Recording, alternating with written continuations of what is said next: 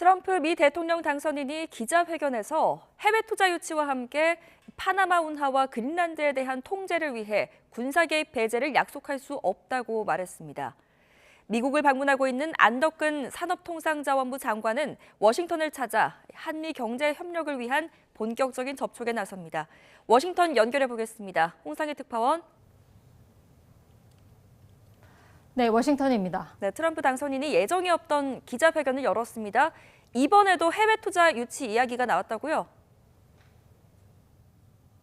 네, 트럼프 당선인이 이곳 시각으로 7일 오전 플로리다주 마러라고에서 대선 승리 이후 두 번째 기자회견을 열었습니다. 현지 시간으로 어제 미 의회에서 대선 결과에 대한 인증 절차가 완료된 이후에 진행한 기자회견입니다. 트럼프 당선인은 아랍에미리트 부동산 개발업체 다막자산의 후세인 사지와니 회장과 함께 기자회견장에 등장했습니다.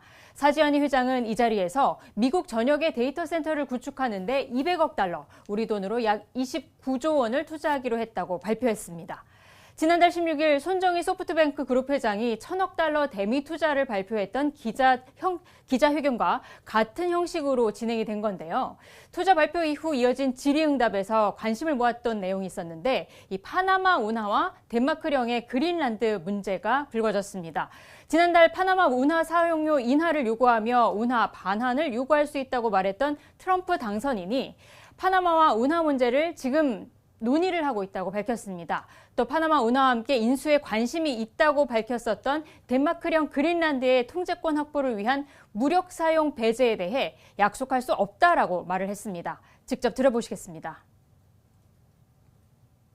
Can you assure the world that as you try to get control of these areas, you are not going to use military or economic coercion? No, I can't assure you on either of those two. But I can say this, we need them for economic security.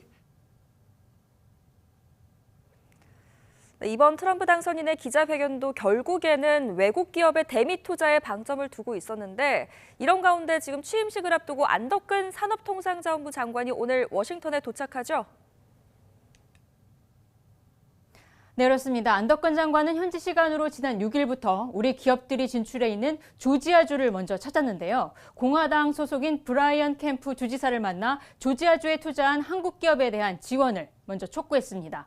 SK온 조지아 공장 방문과 함께 현대차 등 우리 기업과 간담회를 열고 투자 환경 등 현장을 점검하기도 했습니다.